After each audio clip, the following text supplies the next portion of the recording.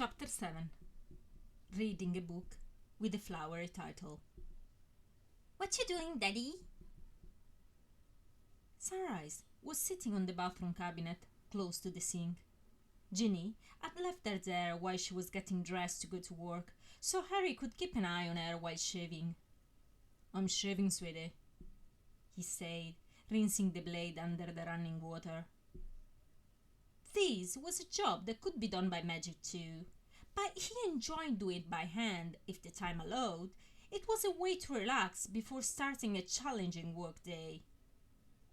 Sunrise repeated the word, observing him intently. Why? She asked then. Harry glanced at her. It was the beginning of the why phase, a tricky and stressful time. He remembered it very well, having gone through it 3 times already. Because men grow a beard and it needs to be shaved every day. Why? She inquired again. Since explanation about the nature of hair growing seemed a bit too difficult to explain and too difficult for her to understand, he opted to answer to his second affirmation. Because mommy like it better smooth. Why? Harry looked at her again, musing. Then he stooped and took her hand, making her touch the cheek he had already shaved. "See, this is smooth," he said, and then, removing a bit of shaving cream from the undone one, brushed his other cheek with it. "This is not shaved. It stings. That's why Mom likes it better shaved." Sunrise let out a shriek of laughter, and Harry smiled, resuming his activity. I want to shave too, she said, eager, reaching out to him. "Fortunately, you will never have the need. Not on the face, at least." Why? "Because women don't grow a beard," he answered, and afraid of another why, to which he would have had difficulty in answer, continued hastily. "And you will be a woman one day, so will never shave." But I want it, she said, puckering her lips, disappointed. "Why, sweetie? It is not exactly fun." I like it, she said, pointing to his face. Harry was puzzled. What do you like? But then, looking at himself in the mirror, understood and grinned. "You like shaving cream, don't you?" He sprayed some on his hands, and warning her not to eat it, smeared her face with it. She laughed, amused. At the moment, Ginny strode into the bathroom. Mommy, I'm shaving! Sunrise said blithely, her eyes gleaming with excitement. Ginny smiled softened. "I see, sweetie." And then, turning to Harry, "Oh, Harry, I just dressed her. Now she'll be a mess." "A jolly mess, though," he answered, leaning to kiss her. And then, spotting Sunrise from the mirror contemplating a bit of shaving cream on her hand, warned her again. "Siri, don't hit it."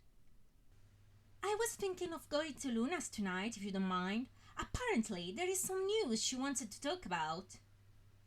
"Of course I don't mind. Enjoy yourself, and say hello for me."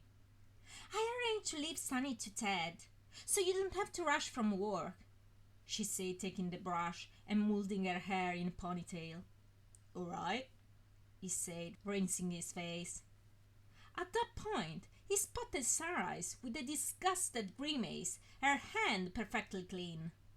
He raised his eyes to the ceiling and, taking a towel, wiped her face, giving her some water to drink. "I can't wait to see her. I think the news is really good," Ginny exclaimed, giving a last tug to her hair. She bent then over Sunrise with the brush, starting to brush her hair too. "Mommy will go to Luna tonight, and you are going to Ted, sweetie. Are you happy?" Unfortunately, being Sunrise's hair, not as sleek and manageable as Ginny's, but more ungovernable and wild as Harry's, under the brush, it redoubled in size, making her look like a dark lion. Ginny frowned. She still hadn't managed to cope with it, despite not for lack of trying. "Don't worry, I'll do it," Harry said, watching amused the scene. From experience, he knew better how to deal with it. "Cheers, you're a sweetheart. I'll make some breakfast," she said, pecking him. Sunrise, observing the scene interested, tittered smug. Mommy likes Daddy shaving, she boomed, making them both laugh. Ginny left the bathroom in a hurry as Harry took brush and hairbands to tame his daughter's hair. "I like Luna," she said. "I know you do, sweetie." It seemed that every child on Earth adored Luna for some reason, and Sunrise made no exception. "I dream her." "You dreamt of her?" Harry corrected, giving some light stroke to her curls, trying to untangle them without increasing ulteriorly the volume. "What did you dream about?" "There was a puppy." "A party?" "Yeah, puppy. At the sea. She's beautiful. She have yellow flowers." "She had yellow flowers," he corrected, absent-minded, arranging her hair into pigtails. At that moment, they heard Ginny calling for them from the kitchen where breakfast was ready, and Harry hurried down with an excited Sunrise jabbering about sea, parties, and flowers. That evening, he got home very late. There had been some hints about the wandering of the Dark Wizard still at large, and he had worked extra hours to ascertain the truth of them. He was exhausted, in spirit and mind, not hungry at all, and not in the mood for company. He removed his shoes and sat on the sofa with his jacket still on. The house was unusually quiet without Ginny and Sunrise. It was a long time he hadn't had the chance of being alone, but far from enjoying it, it gave him a sense of forlorn. He had switched on only a small lamp, and the rest of the house was enveloped in darkness of a wintry night. Not even the fire was alight, as somehow the thought to get his wand to cast the simple spell required seemed beyond his strength. He lay down musing, resting his head on the armset. As very often happened after a difficult day at work, his mind, free to wander, couldn't fix itself on happy thoughts. For the whole day, adrenaline had sustained him, and now that it was gone, he felt drained. He must capture the guy as soon as possible to avoid any other death, and every minute lost was thinning their chances.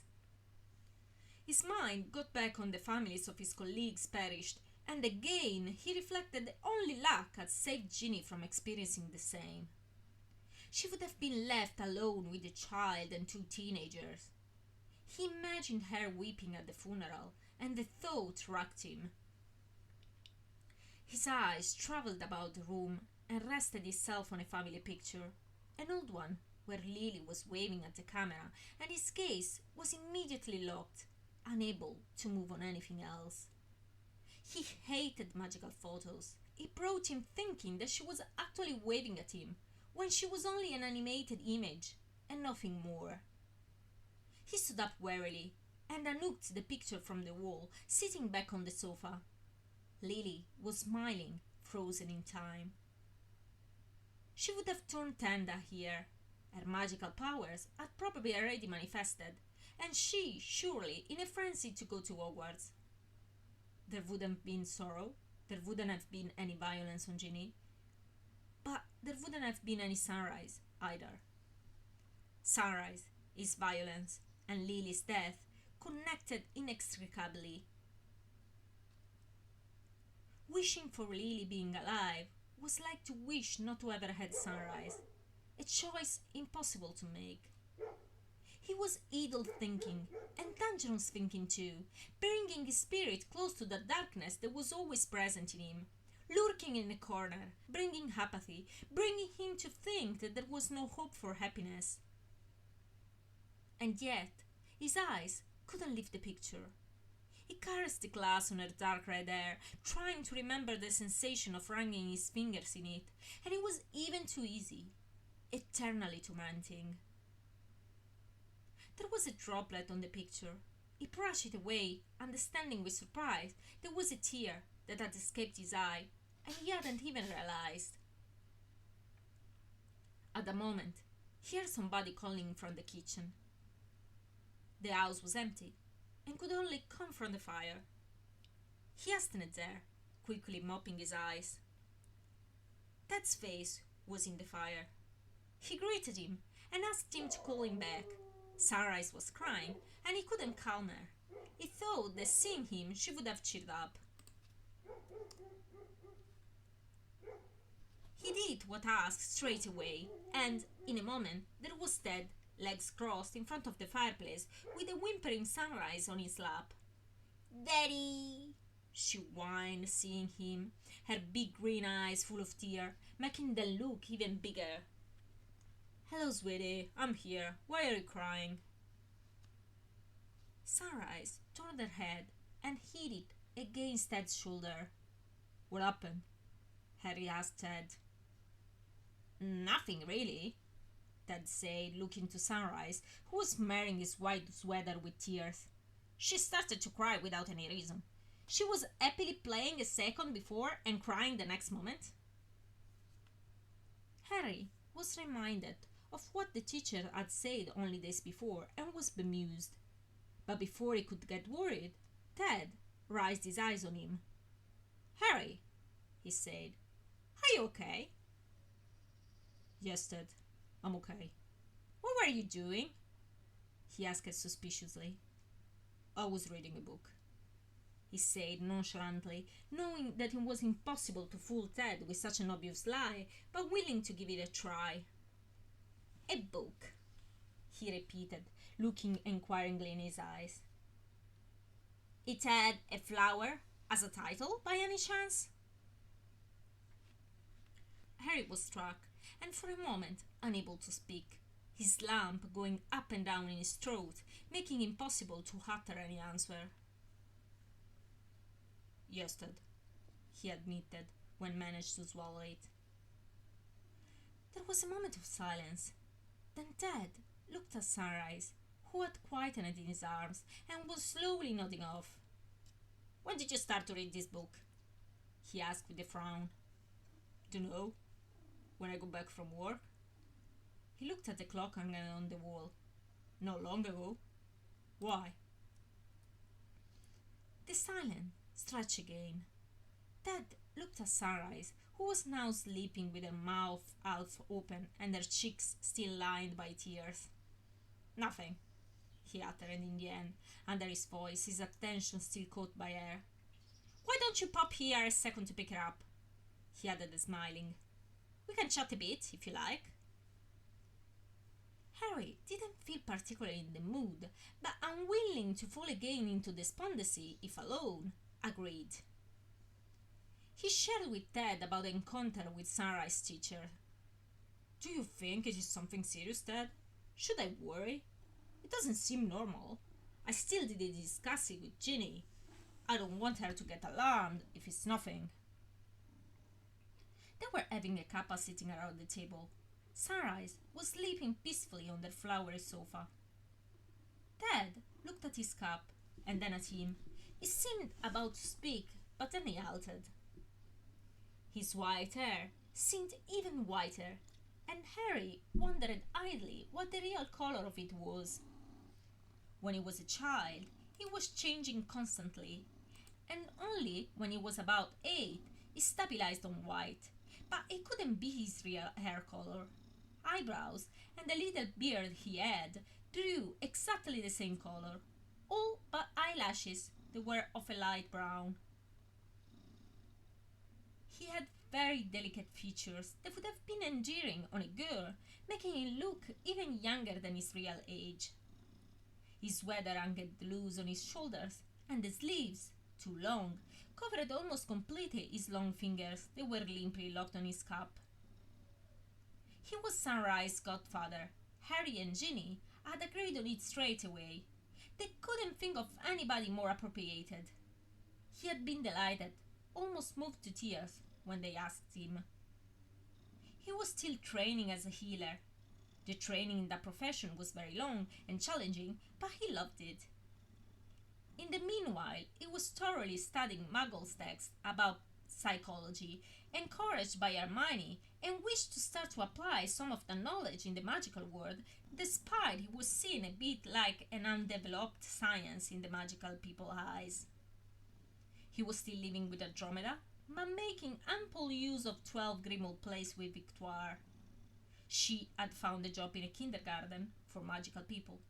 He was perfect for her, being in a mostly feminine environment and with children that well responded to her sweetness of character, and overall immune to her villa charm. Maybe you should leave it a few days and see how it develops, he said in the end, smiling reassuringly. Harry nodded, emptying his cup in a gulp. Call me if you feel low, alright? Don't keep it always inside. It is not healthy. Harry hung his head and didn't reply. He would have loved to be able to do it. Do you want to come and have dinner at our place one of these evenings? He answered instead, going to pick Sunrise up. Sure. Bring Victoire if you like, he added before stepping into the fireplace. But then, before to disappear, added in hesitation, avoiding his eyes. If you do though, let me know first. So, I'm prepared. Ted half smiled. I know. Don't worry.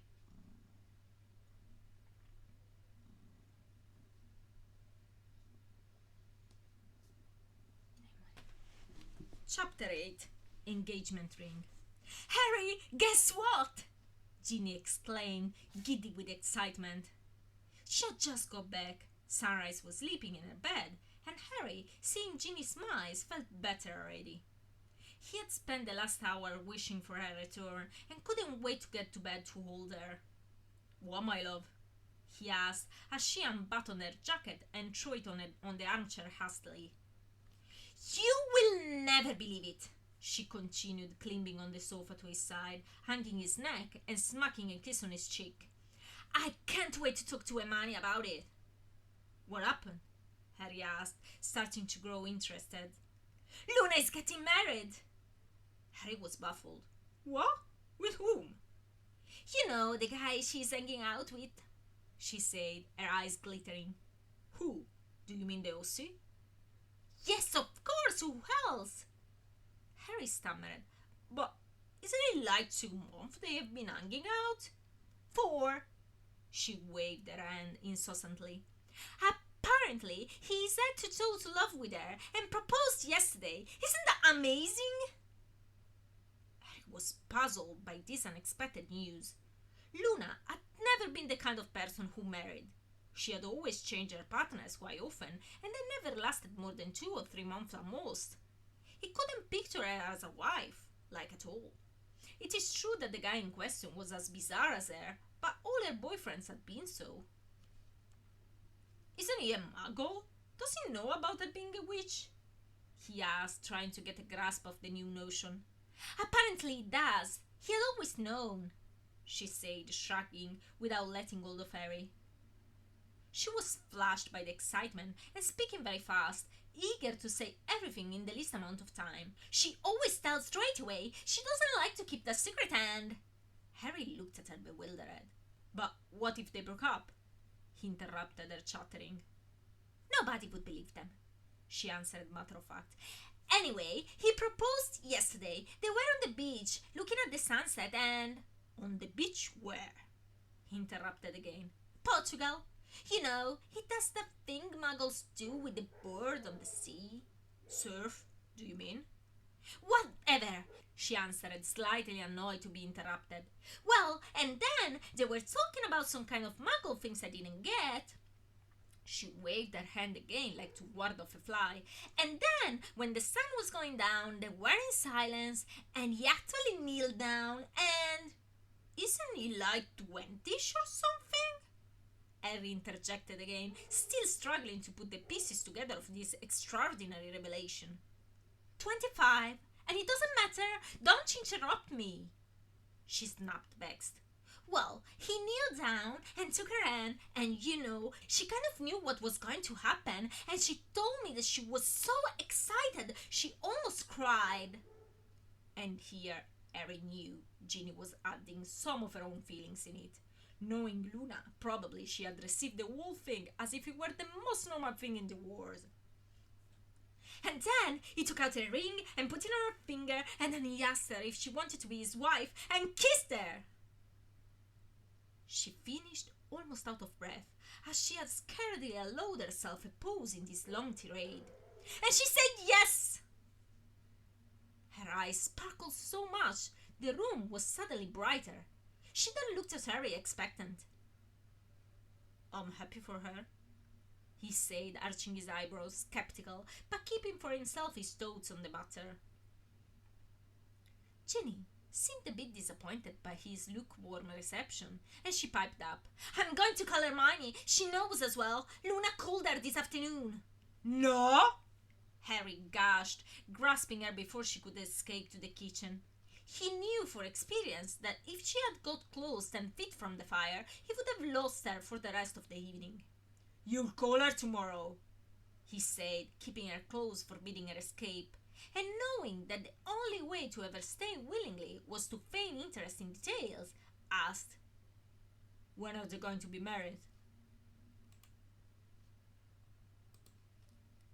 She, who had seemed very eager to get to the kitchen at first, now that I had the chance to talk about it some more, seemed suddenly very keen to stay, and explained, "Very soon, actually, 1 or 2 months. They're going to have a party. Everybody is invited. The venue is on the beach. Something simple, Luna. But she wants yellow flowers all around. Maybe sunflowers or tulips. She's really undecided." She was continuing with the speed undiminished and scarcely less enthusiasm, but her words struck Harry. "Wait a sec," he interjected to stop Ginny. "Did you say on the beach?" "Yes, on the beach. I think in Australia. Not sure. She still needs to make up her mind. But surely it's going to be on the beach. She's actually planning some bonfires and..." "And you said yellow flowers?" he interrupted again. "Yes, Harry," she answered, irritated. "You know she likes yellow in this kind of celebration." Harry was speechless. "When did you find out about all this?" he asked before she could plunge again in her tale. "Tonight, I told you. She told me tonight." "Didn't you know it this morning?" "Of course not. She wanted to recount me everything in person. Why?" Harry's brain was working furiously. He had been reminded of Sunrise's dream and was bewildered. How could Sunrise know about it? Was it a coincidence?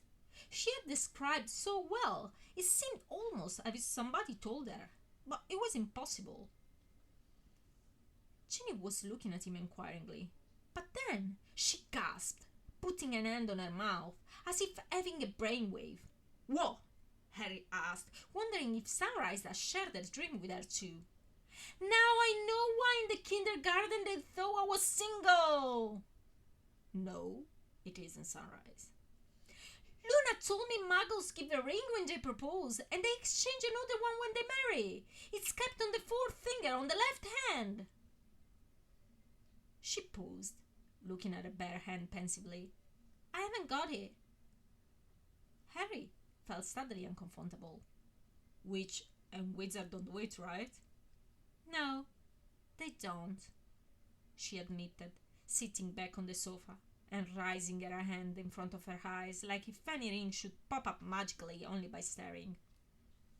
"But it's a nice tradition." Harry was at a loss for what to say. "You didn't give me one when you proposed," she murmured. "Well, I'm not a muggle." "But you grew up with them," she said, pointing her golden eyes on him. He shrugged. "I don't know. I didn't think of it. I didn't know I was going to propose until I did," he explained. He didn't actually plan it beforehand. It just felt the right thing to do at that moment. They were in the Boros garden after having made love for the first time, and she looked so beautiful, so pale and delicate on the grass, and it was so blissful. He hadn't kneeled down. He hadn't given anything. beside himself. "I can get you one now, if you wanted to," he said, getting her hand to kiss it. She smiled and shrugged. "It's not important," she said, pecking him. "I just thought it was nice. That's all." "We are going to go, are we?" "Ginny, it's not easy," he sighed wearily. "You know I cannot get time off right now." "But it's not right now. It's in a month or two," she said pleadingly. "We must go. It's Luna. We cannot miss it." "Is Ron gonna be there?" he asked suspiciously. "Yes, Harry, of course he's going to be there. Don't be stubborn. It's about time you start to talk to him again. You don't have to marry him. Just a polite British exchange about the weather would be enough." She snapped, irritated.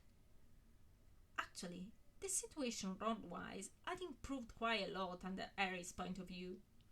In these 3 years, he had entreated himself in bearing his company, yielding to Ginny and Molly's steady coaxing. The first Christmas after Lily's death had been dreadful. Nobody knew if to celebrate or not, where to encounter, nor what to do in respect of their grief. Ginny was doing her best, but Harry had spotted her quite a few times with red eyes going in and out of the bathroom just before the boys getting back.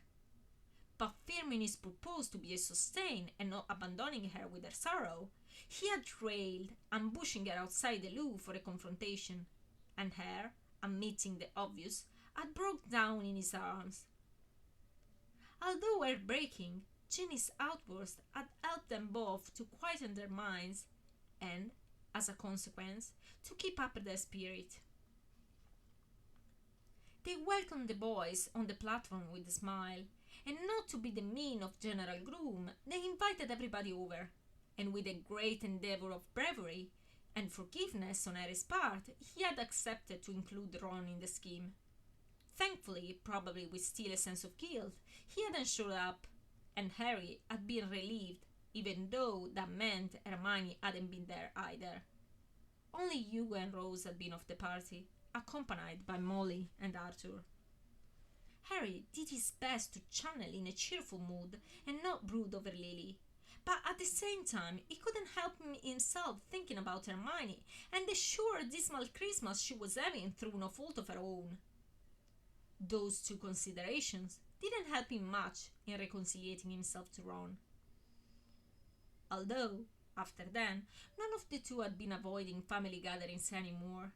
Harry could tolerate to be in the same room as Ron, and even occasionally managing to enjoy himself when forgetting he was there, but he still wouldn't talk to him. Ron, after a few failed attempts to get in speaking terms, got the message and let him be. But Ginny didn't like this barrier of coldness, and more than once left them alone, hoping they would start to talk. Harry always left the room. Initially, it had been distressing, and he felt irritation creeping every time Ron was present. Although, after a time, the irritation withered away, leaving only uneasiness first, and then that too disappeared. And now he thought to be ready to make another effort. He was Ginny's family after all, and he had been his best mate for years. He owed to him the most important thing in his life. Without him, he would have never met the Weasleys, probably never married Ginny. And then, despite it was difficult to accept, he had missed him. He knew how impossible it was to get back to the same friendship, but was willing to strive for at least a chat. Nothing of it had been revealed to Ginny.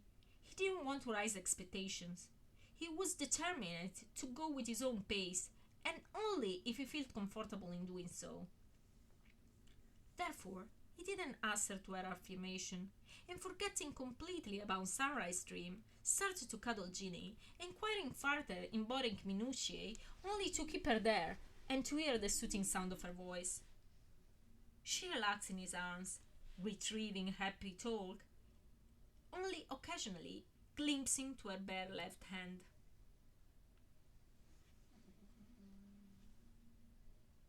Chapter 9. The Nameless Boy. Either you get out of the mood immediately, or I'll call the dinner off. Harry was in a foul mood, just back from work. That day, an important member of the Witzegamot had suggested him taking in the team a young bloke. The suggestion was made in such a way that didn't leave Harry any choice in the matter and made him furious. The lad wasn't either physically prepared or particularly clever, surely a relative of some kind. Can't you just refuse to take him? Ginny asked, trying to feed a reluctant Sunrise who was fidgeting and refusing to eat, ready to give vent to a tantrum any time. I don't want it! She was grumbling sullen, piercing her lips in two thin white lines against Ginny's attempt to feed her some broccoli. But you always liked them, sweetie. Come on, they are good, she entreated her. No! She shrieked, turning her face away while Ginny was getting closer with the spoon. I cannot, Ginny, Harry bellowed, pacing up and down the kitchen. If I do, it means starting a war I don't want to start, especially with this very deranged guy at large we still didn't manage to catch. There were people in the ministry even too willing to point out to incompetence, many who considered him a nuisance, too popular and a threat. He could have certainly gone to the minister to complain, but that would have only exacerbated animosity, making them more propense to throw mud over his name with the press. The popularity was a double-edged dangerous thing that could turn against him any time. It had happened at Hogwarts. It could happen again. He had to be extra careful not to step over any foot. Luckily, the minister didn't consider him a threat, but more a tool to be used to win the approbation of people. He didn't have any interest at all in Harry's popularity being polluted, quite the opposite, and gave him all the support and backup he needed, even too much of it. Nevertheless, Harry could never be too careful. The tide could turn any time. He ought to strive continually to keep a balance between the people hating him and people loving him.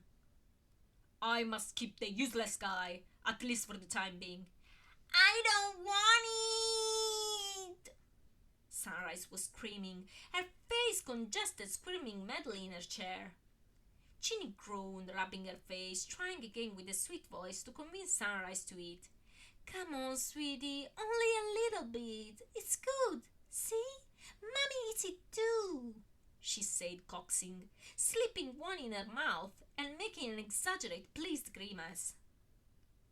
At least you will have more time off. One position is filled already, she said to Harry, pinking another broccoli with a fork while Sunrise was on the verge of the worst tantrum in history, her face all frowny and all her curls sticking out at odd angles from her head.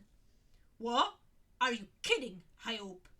Harry barked bitterly. Less time off, if anything. Somebody will need to cover for his incapacity. It's like having a person less, he concluded, taking a chair and slouching on it thunderous. No! No! Sunrise wailed. Well, you can give him paperwork filling or something of the kind.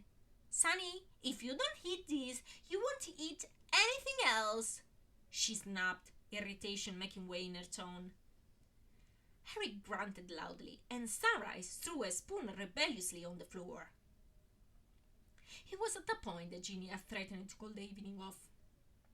They were waiting for Ted and Victoire for dinner, and they were bound to arrive any time. Ginny was hoping to feed Sunrise before their arrival, but the task seemed to be beyond her. She slumped back on her chair, exhausted, leaving the plate with the offensive veggies on the table, and then, seeing the spoon on the floor, she picked it up.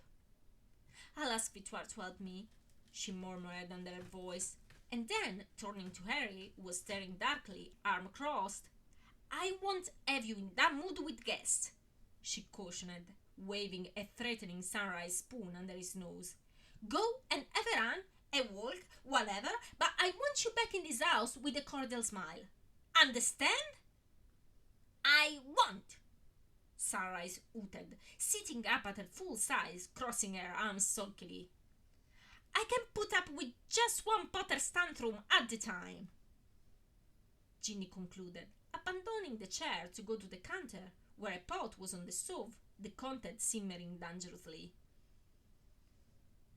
Harry left the chair and grasped his jacket from the entrance, venting out his spleen in slamming the door open. He found Ted in front of it, his hand raised, about to knock.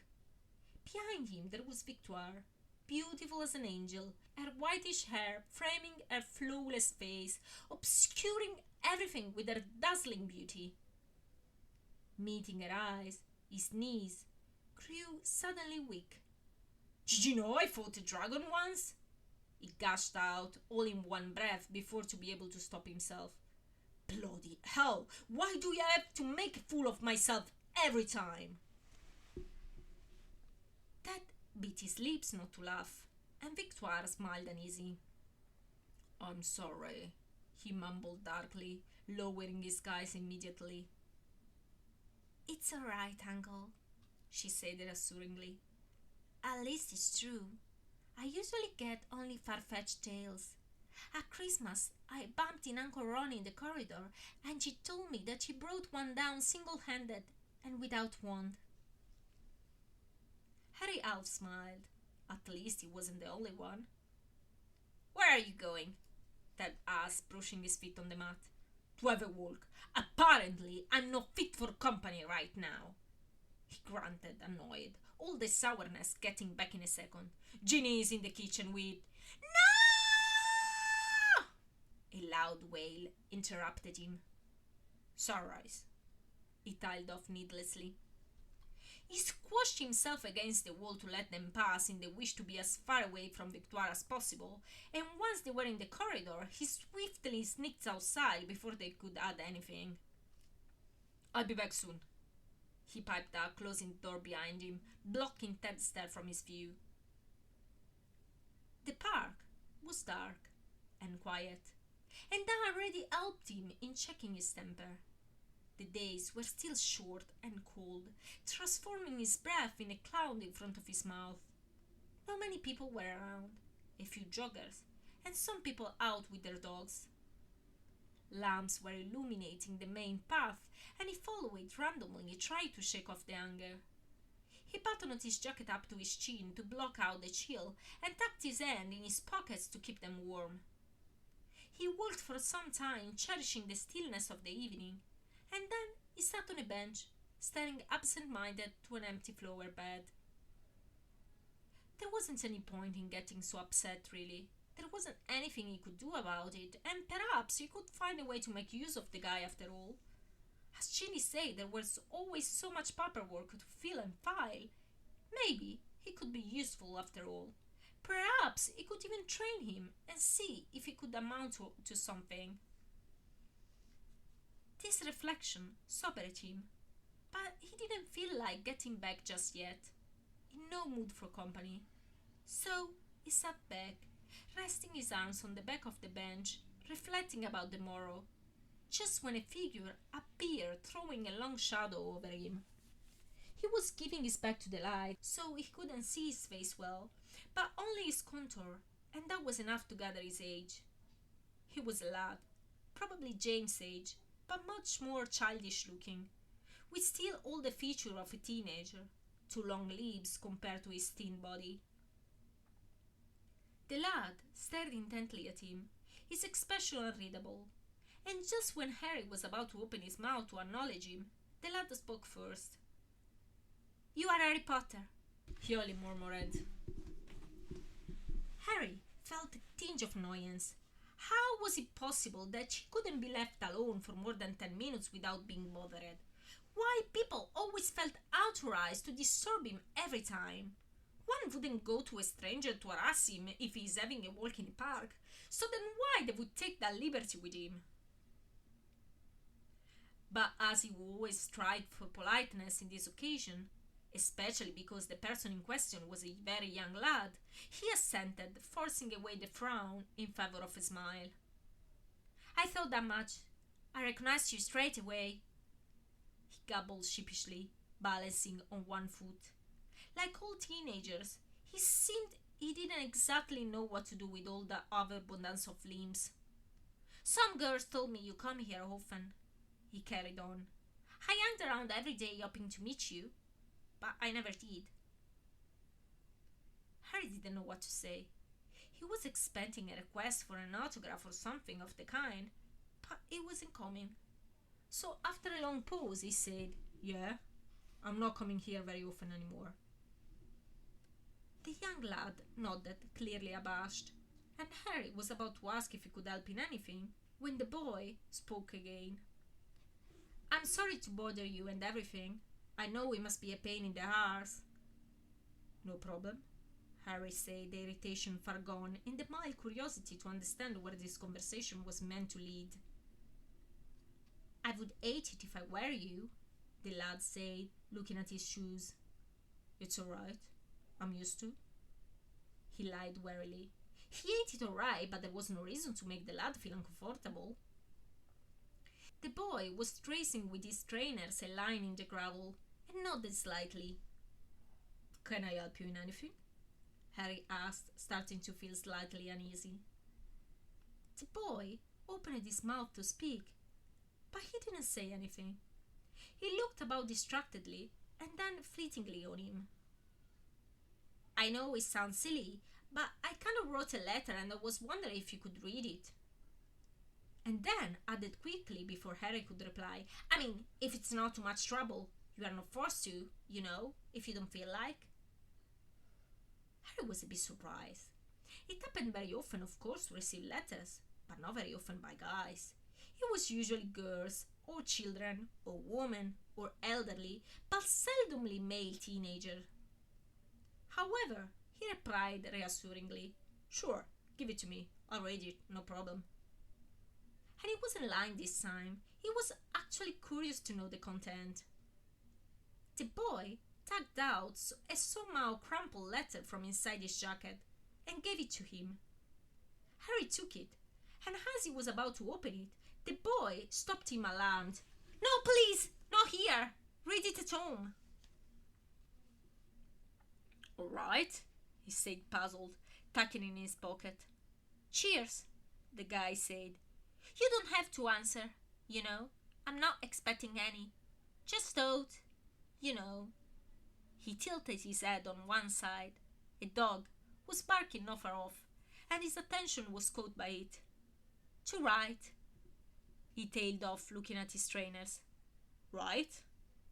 "I'll go now," the boy said, stuffing his hand in his pockets. "It was nice to meet you and everything," he added eager. "And I'm sorry if I bothered you." "Don't worry, it's fine." The boy nodded.